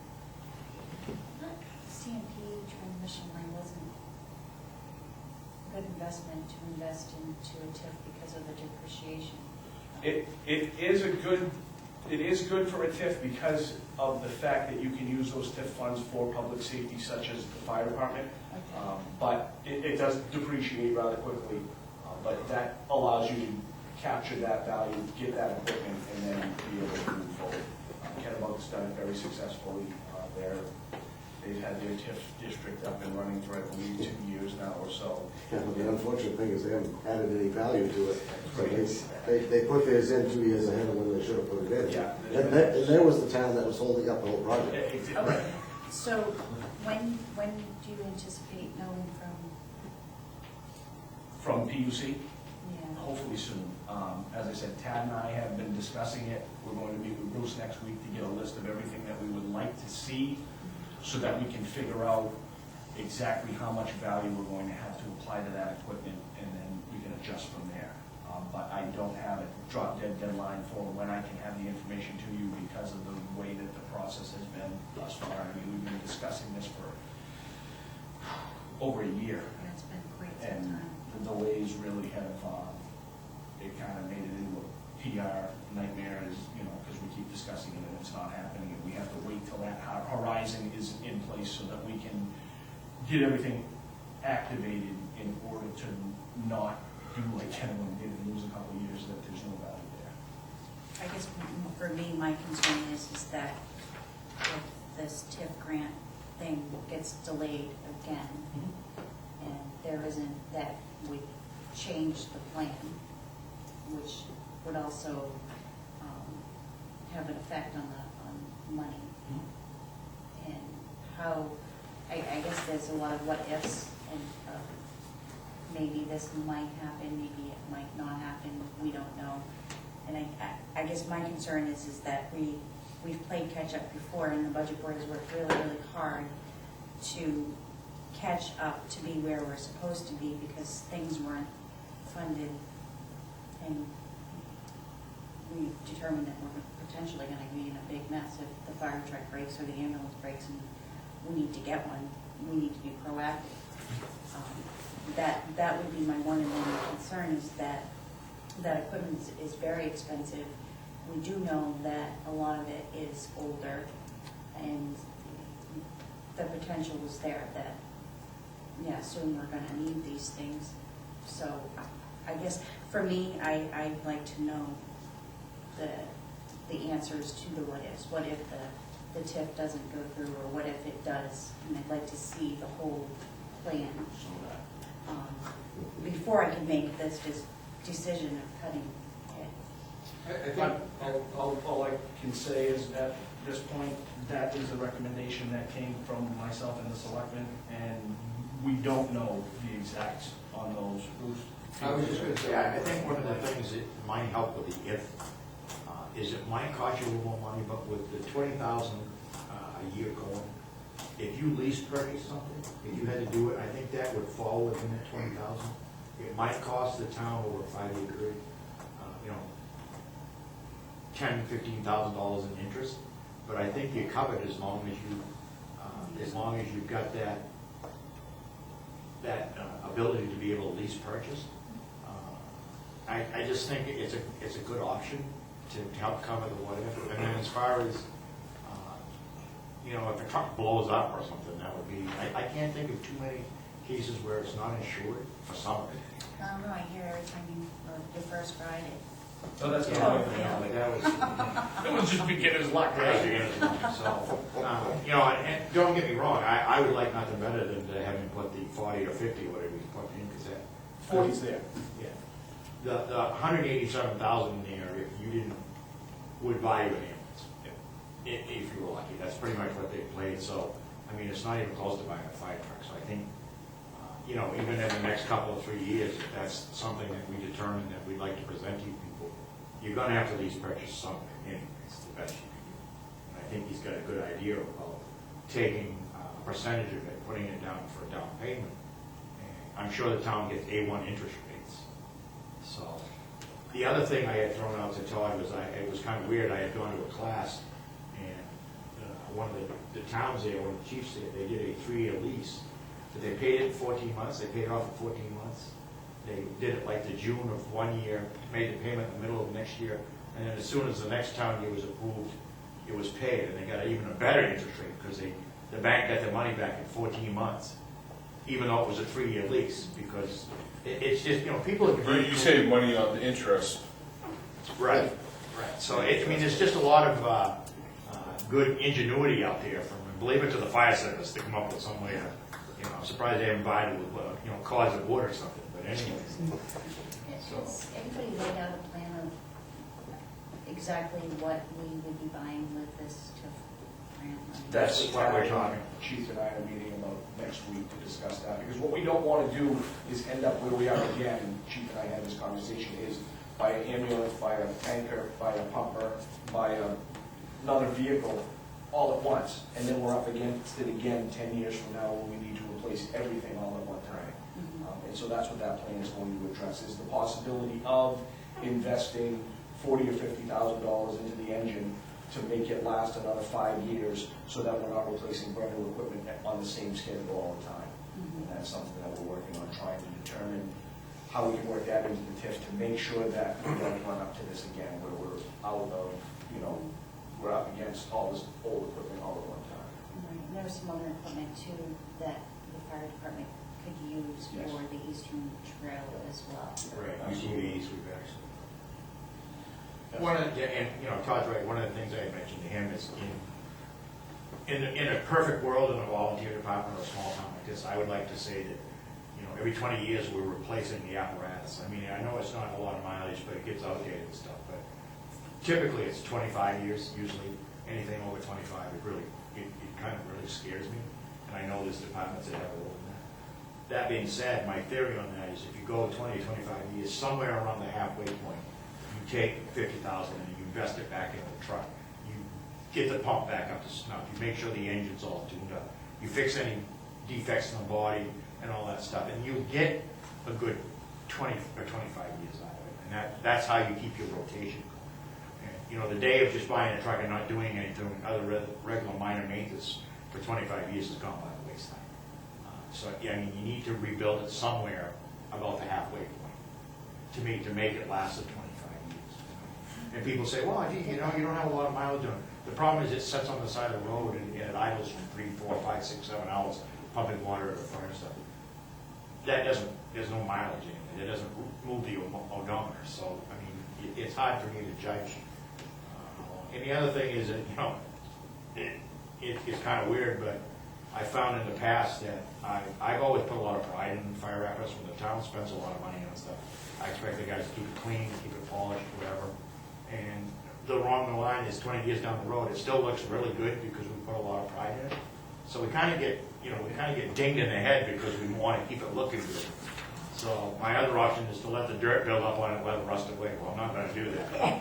Those are the things that, you know, those are the things that as a fire chief that I've run into. I thought, oh, the thing looks great, but it's 35 years old. You know, yeah, but it looks good. That's better what it looks like. Yeah, don't penalize me for, you know, having pride in our apparatus. I mean, You know, I think a lot of that too is like PR too.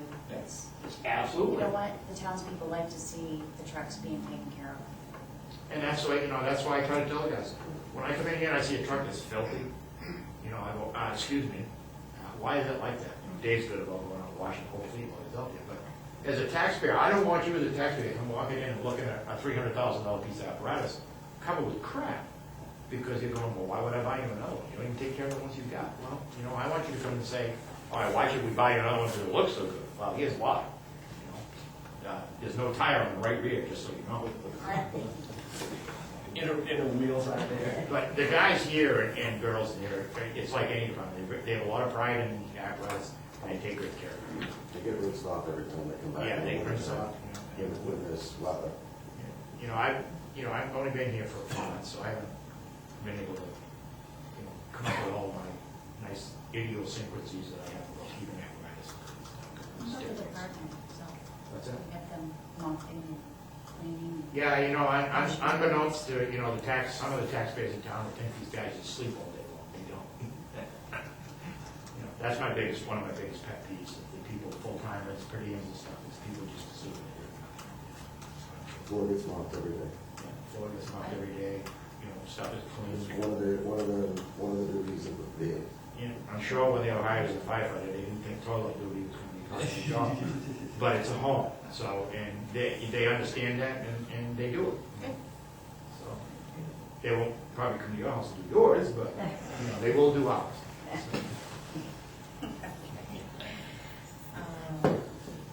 So if you can talk Todd into put more money in that account, that's good with me. That doesn't hurt my feelings. The remaining department and reserves debt, we don't have that. You should have. Are we still in the same tab? Yep. What are you looking for? Remaining departmental reserves Yep. and debt. I don't- Yours isn't updated? What page is it? On tab 9, Yeah. at the beginning, flip it, and then behind that, there you go. So that's rec plus reserve. And then there's more construction, and miscellaneous capital equipment, public works. And building has nothing. Capital equipment for the fire department is there, as is police protection, and that's all of the reserves and debt. All right. So we're done with that. Yes, any other questions for Chief Mullen or any other? Chief Lieutenant Lane? I have one question, the building, it's got a crack, and it's been everywhere. Yeah, I've actually put some more money into building maintenance this year, because we got a number of issues that we need to look at. So it's gonna be addressed, I'm just worried about it getting worse. It's at the front by where the Historical Society monument is. She drove into it. Yeah, it's where she goes. What you gotta do? I'll have to take a look at that. Why? I brought that up last year. No. Yes, I bring it up every year, I that just crack put some- bothers me. I'll have the guy put some caulk in and paint it, you can see it. Yeah, little duct tape.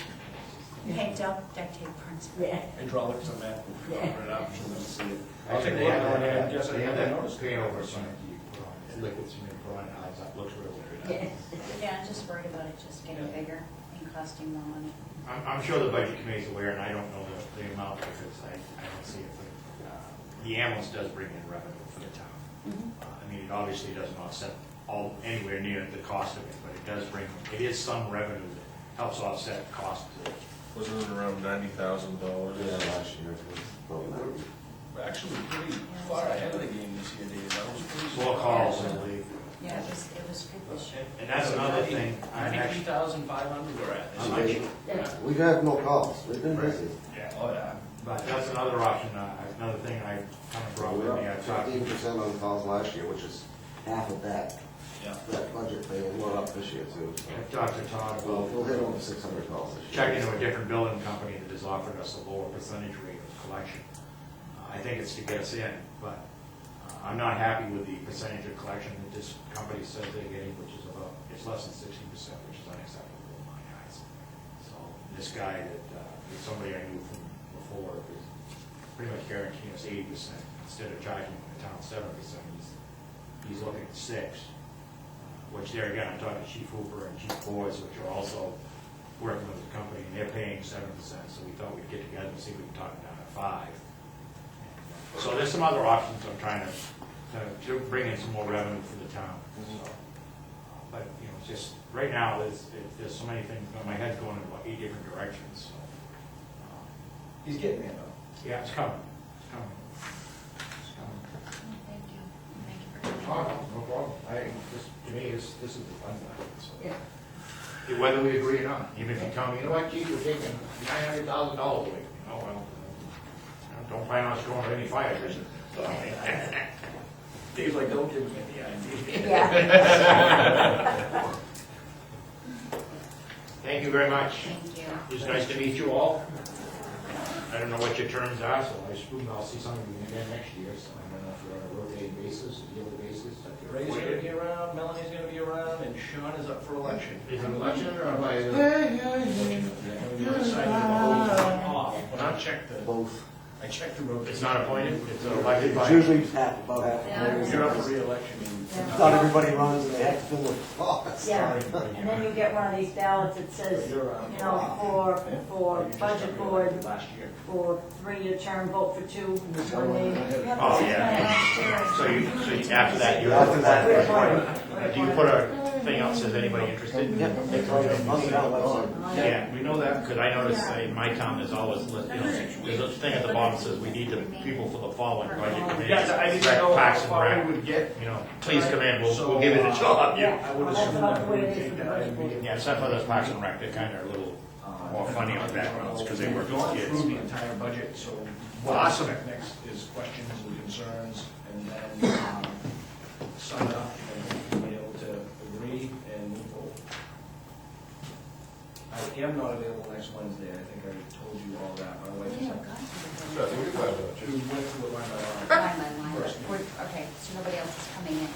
after- Nobody else is coming in, I'm going to do the rest of the presentation and give you the background information for the other, for all administrative departments. You say your wife went on a job next Wednesday?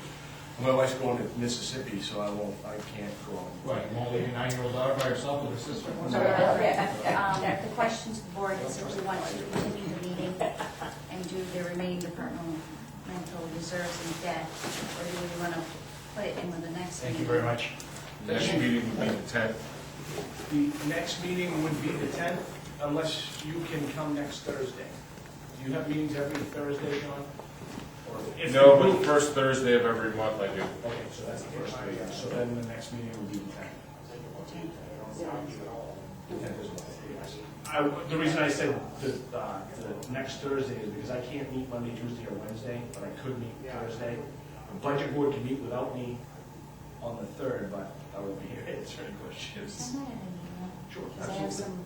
some scheduling of appointments that I need to make, which would be evening appointments, and I just don't want to double book myself. As of right now, the next regularly scheduled meeting would be Wednesday, April 10th. Would be the soonest that we can do that. When's the drop dead date that you need to have our recommendation for? I'd like to see it on the 17th if possible, April, April, and if that's not possible, then it would be the 24th. I think we should just go over the remaining departmental reserves and debt while we're here. Yep. If- Yeah, because there's not a lot left. Jen was here and she presented her request for the rec reserve. Roger was here and he presented road construction as well as public works capital equipment. Municipal building, it was decided that since we are going to go to bond for that in the meeting with the selectmen, it was decided that we were going to defer Putting any money into putting that? any money into that until we go out, until we know the figures that we're working with. We have a considerable amount of money in that reserve right now, there's about $390,000 in there. So once we have a preliminary estimate on the construction costs, then we'll determine the term. We're looking probably between, in the highest year of repayment, we'd be looking at between $45,000 and $55,000 a year for a 30-year bond if we went out to bond on town hall. And that's kind of assuming the high end of the town hall, but that's what we're looking to ballpark right now. Or when it goes out to bid for building materials? We can't keep any budget for it anymore. Or I need someone else in the company to be able to send that to, but everybody's allowed to bid. We'll take bids from everyone, so. Yes, sir. But, yeah, go ahead, Melanie. Looking ahead I guess, I don't know, I just don't see not, I don't know. I have trouble with that, not budgeting and preparing I know for you the future. do. Really do. I proposed $20,000 this year. Like I said, the selectmen and I came to the agreement that we will, since we're not gonna use those funds yet, that we would defer funding that until we have a figure that we know we would need, so that the town can get used to bonding, that bond payment. And it was voted to. And how much would one payment Between, how much per year? be? Yeah. Between 45 and 55,000. That's assuming $1 million, and I'm hopeful, very, very hopeful that we'll come in below that, because we own several pieces of property, so we shouldn't have to pay for that up front. We have a considerable amount in the reserve, and I'm looking to do a design build rather than spend $100,000 to have an architect and engineer design the building. You go to the contractor and say, right now we're going through the planning phase for a space needs analysis. That will give us an elevation drawing and a space layout, how everything interacts with each other. And we go to the contractor and say, this is the building we're going to build, you design it. And typically you can save between 15 and 20% on the construction cost by doing it that way. Okay, so the town hall building committee hasn't been meeting? No, right now it's I think the fire chief is lost.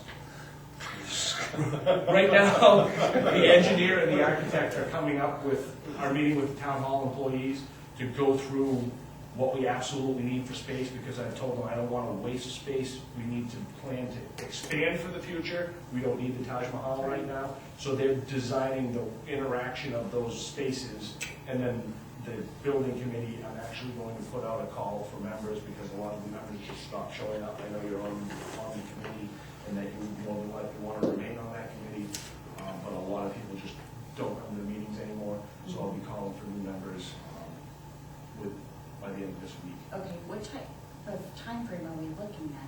We're looking at best case scenario would be a November special election. Of this year? The best case scenario, if everything works absolutely perfectly and everybody agrees. But I'm assuming June, so next town meeting, not this town meeting, next town meeting is pretty optimistic as well. But that's my goal. My goal doesn't necessarily sometimes jive with the goal of the community, so that's being optimistic. Hey, Todd, who did you say is doing the design layout? Sebago Technics and Ryan Senator Architect. And like I said, I just got a first draft of the space needs based on information that we gave them of town halls that we kind of liked, and I understand the sensitivity of the subject, so I'm trying to, I don't want to rush this. We're going to do it in a public and as publicly involved as possible manner, so that we don't end up shooting ourselves in the back. I want to make sure that everything's fleshed out. That's why I spoke with the selectmen on Monday night, to not only have a building committee, but also a site location committee, because it's two completely different skill sets, and I'd like to see everything fleshed out so that we can answer all the questions that the public has when we try to move forward with this. And so that's why there's no. Yeah, I'm just baffled, because every year it's a striving for a flat budget. No, but it hasn't been for But the it last hasn't been. 3 years. Right, but that's the goal, focus of it. And prior to you coming on and other town managers, we haven't been funding things, and I'm sitting here and then I'm frustrated because we're not putting money into this again. And then we're gonna be asking the town for a bond for $55,000, which is an additional tax increase. Well, not necessarily. If we're going to have to take a look at reserves and debt. Public Works, in my opinion, and this is nothing against Public Works, but we can't afford $500,000 forever. We need to cut that back at some point in time. And we're getting pretty close. There are some roads that need some major reconstruction, but our roads are in pretty good shape, and when you get to the maintaining phase of those roads, it gets a lot less expensive.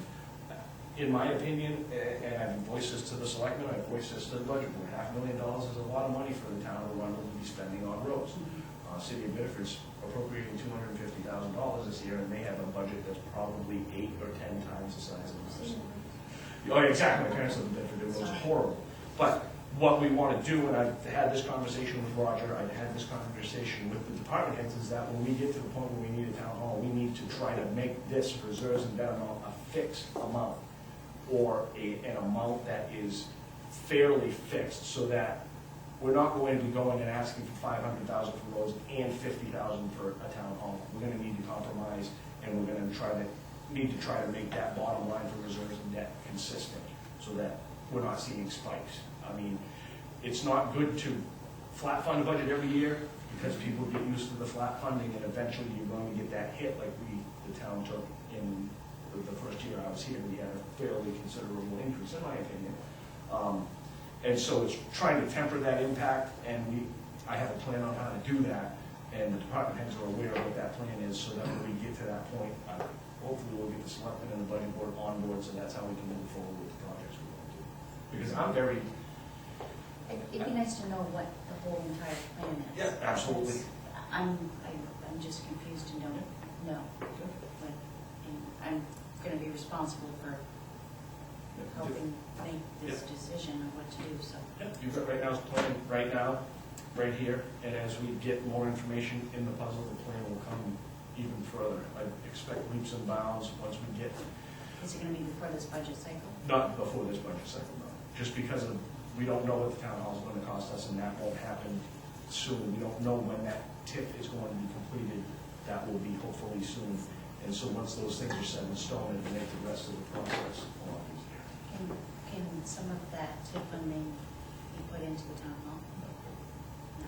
That's prohibited. Can't go to town hall, can't go to police department. There's certain things. Fire department is one thing, and then infrastructure such as lighting, water, sewer, things like that it can go into, but they're very specific. Okay, so it could go into like streetlights for our business district. Could possibly, yeah. Is that? You mean for Bentley's? Well, if we're wanting to grow a business district which grows revenue, I think it's important to have some lighting out there. How about It water doesn't into the need- town hall, if we decide to put the town hall down in that lot off Route 1? If we decide to put the town hall on that lot off Route 1, I don't believe water's gonna be an issue at all. And we'll be able to afford that very easily, possibly. No, if it's anything to do, see, the way that TIF is looked at is, if you have a bit, typically it's a business. You have a business that comes in, invests in the community gives them that tax break.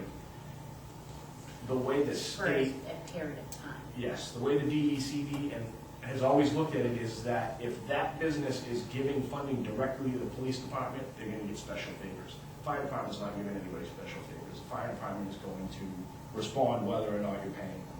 And that's the same thing with town hall, is that there is the appearance of trying to Some transparency. buy off the selectmen, or, so they wanna keep it as above board as possible, and that's why they do those tips. That makes sense. So we're working on it, Melanie, I promise you that, and you'll see, there's a lot of things that have happened to get to this point, and there's a lot of things that we need to do to get to the next. And the EDC is a big part of that. They're working very hard with Howard. I can't say enough. I'm very, very hopeful, and I have high expectations for the performance that Howard's going to give us. And I think so far, we're going to see some real returns on that. So, police protection hasn't changed. There wasn't any questions. Oh, I'm sorry, I just have a tendency to ramble and Yeah, then move no. on. Police protection has not changed. We do have a contract with the police department. The only way that that contract can be terminated if it's voted no funding at town hall, at town meeting. Yeah, there was discussion about the second officers there. Yeah, the selectman and I had that conversation. There's been one request to explore a second officer, and with the straw poll, quote unquote, that was done about a year and a half, 2 years ago, there hasn't been enough demand. I've met with the sheriff. He says you're not at the point where you need a second deputy yet. They're restructuring the way they do their responses, and the selectmen just, Monday night, just approved installing a Knox box at Town Hall. Knox box is what fire departments use as a code. You can get the key to get in the building, and the deputies that are working the area are going to use Town Hall as a sort of a substation. Like Troy has a desk with a computer at Town Hall, and in order to give us more coverage at no increased cost to us, when Troy's not on duty, the deputies that are on duty that are in the area and need to get stuff done will stay in Arundel, so the response time will be even better than if they're spread over the entire county, because they've just restructured the way they do responses. The sheriff's department's going to get specific communities, the state police are going to get specific communities. Only one I can remember off the top of my head is Lebanon that the state police are getting. You get one that they as well. That's right. So any communities that don't have a contract deputy with the sheriff's department are getting split up amongst the sheriff and the state. And so since we have a contract, I think they're trying to give us a little bit more of a value-added benefit to the contract that we have. And so we will see additional presence in the town, and I think that's going to help. But I still don't believe that we're at the point that we need to bring on a second deputy. And Yep. so that's where we're at with that. All right. Questions, comments on the deputy piece? Okay? Question or comment? You went. I've heard all I heard all your comments. So that piece of it's done. You're scheduling the next meeting for April 10th, and what are the items that are going to be on the budget? April 10th, we will go over, I know we've gone through the entire budget, but we have general government, which is Board of Selectmen, Board of Appeals, Planning Board. There is Town Hall Administration. No, that's what it is. Oh, okay. Planner, CEO, Assessor. Miscellaneous Civil Services. You write down. I'm sorry? Wait for you to write. I know you didn't just write down miscellaneous Civil Services. I did. Okay. She takes her, and she remembers a lot. Transfer Center Recycle. And General Assistance. Those are all going to be on the next agenda. Yes, and they are all fairly straightforward. The auctioneer. I am going to do my best. You have to watch Sure, we're going to Storage do Wars. all of them. Yeah, no, it won't, Yes, I that really would don't pass. think it's gonna take that long to go through those. We've gone through the basics once, and then we do revenue as well. I just don't expect, I'm not gonna talk a lot, I'm gonna listen. But yeah, so I honestly think we can get through all of those items at April 10th. Okay. And then, probably one more meeting to go through and get final approvals, and then we'll be done, out of here. Ray won't be around on the 17th, unless he plays his trip by 2 days. I don't expect that to happen. I'll make it a point to be here if I have to. We'll let you know when we get to that point, right? RV will be out there waiting and warming up. So we're in contact Bob Stewart, if you've done so. Bob Stewart, haven't heard that. Okay. I'll try again, and then we can discuss that at the next meeting as to what to do. I have a feeling, he had indicated that if it was on Wednesday, he probably wasn't going to come. And that's unfortunate. I'll reach out again. Yeah, because I did put a call into him about one of the meetings that we were trying to get a quorum. And I know with all the, everything that's going on, he's pretty busy in government right now with what he does for work, so, yeah. So they know him personally, like, Double secret information. Can't tell you. But I'll try to give him a call. yeah, because I think that, it'd be nice to know, because at this point, we haven't had the vice chair, or a vice chair at the meetings, and we don't want to be stuck in a dilemma of something to happen. Any other questions for me at this point? No. Sir, Would the chair like to entertain a motion? love one. I'm entertaining.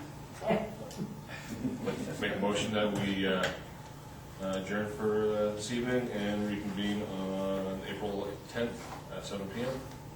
Second that. All right, all those in favor? Good. And in case anybody didn't know, I don't think I mentioned it, but the cost sharing revisions did pass last night, district-wide, and Kennebunkport did vote not to withdraw, or not